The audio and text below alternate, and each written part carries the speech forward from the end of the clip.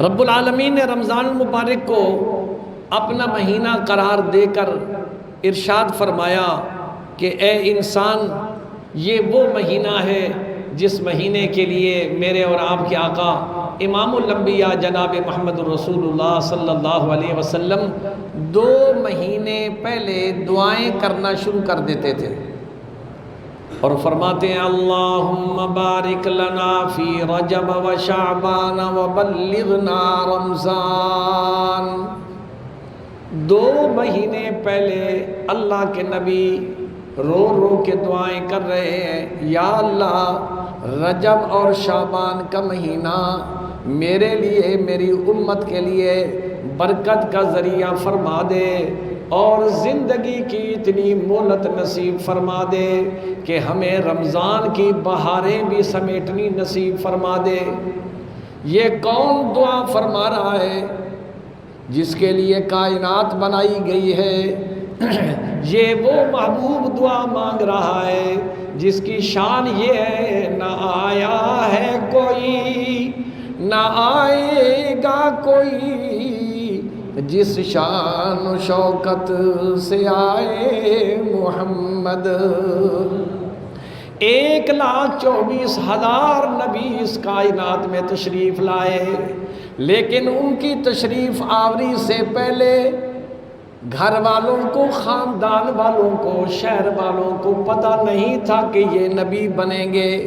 جب انہوں نے اعلان نبوت کیا تو دنیا والوں کو پتہ چلا یہ اللہ کا نبی ہے۔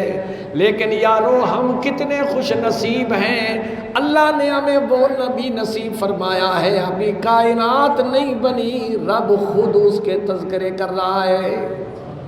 وہ نبی اللہ نے مجھے اور آپ کو نصیب فرمایا۔ 1,24,000 نبیوں کو اللہ کریم نے بھجوایا، جاؤ دنیا میں جا کر میرے نبی کی نبوت کا اعلان کرتے آؤ اور دنیا کو بتاؤ اصل دولہا جو ہے وہ تو بعد میں آنے والا ہے۔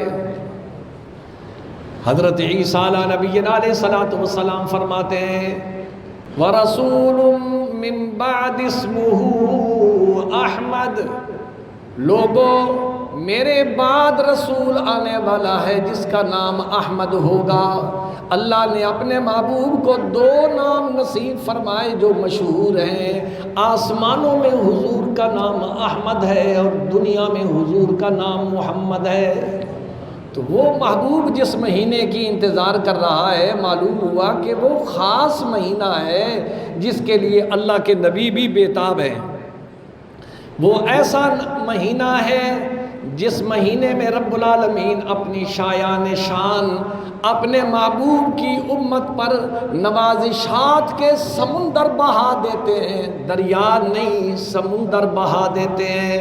اور رب العالمین ارشاد فرماتے ہیں، حضور کی زبانی اعلان ہوتا ہے جعل اللہ فریضۃ، رب العالمین نے اس مہینے کو وہ شان بخشی ہے وقیام لیلہ تطوعا من تقرب فیہ بخصلۃ کان کمن ادی فریضۃ فیما سواہ۔